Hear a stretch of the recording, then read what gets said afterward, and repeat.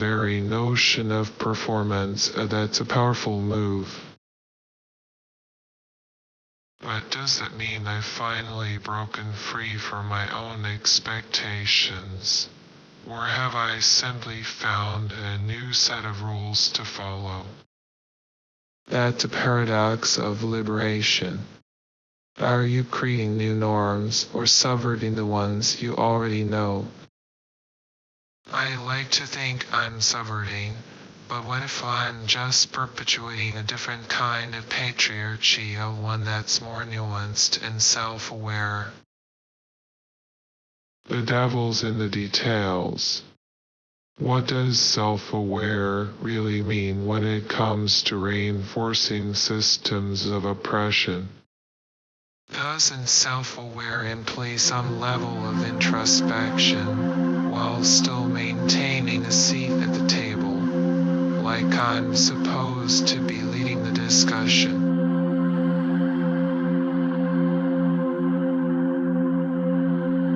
Leading the discussion while not challenging your own privilege. Does self-aware also mean self-justified? Doesn't that sound suspiciously like what I do when I tell myself I'm being supportive of marginalized voices, but really I'm just performing allyship? Performing allyship is the least you can do. But how do we know it's not just a way to feel good about yourself online?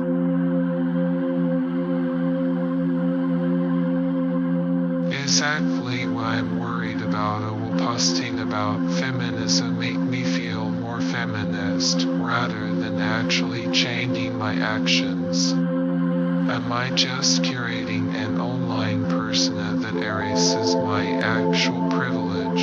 You're acknowledging the performative aspect.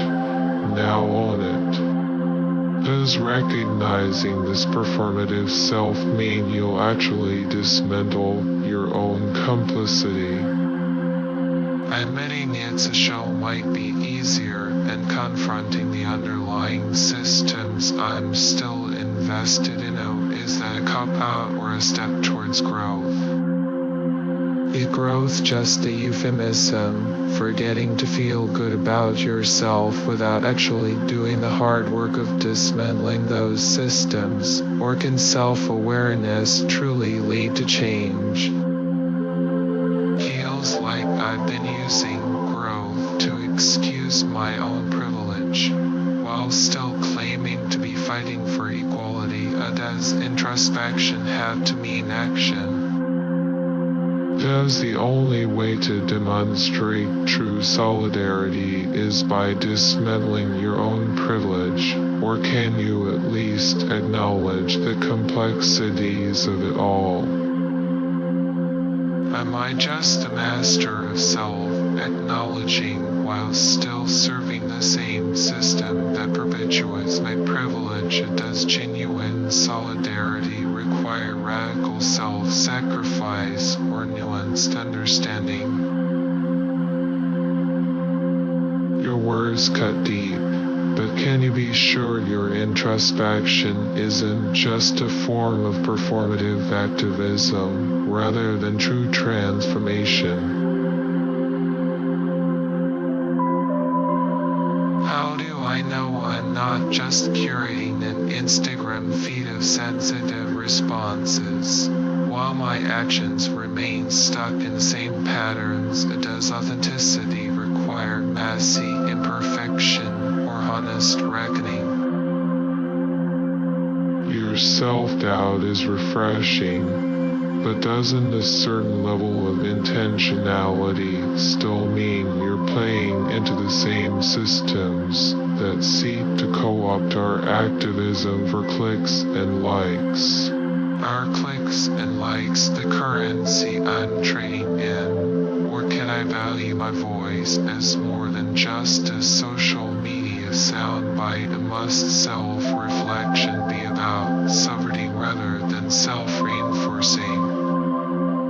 You want to break free from the algorithm's chains, but what if your inner critic is still being dictated by the same patriarchal norms that social media seeks to reinforce rather than dismantle?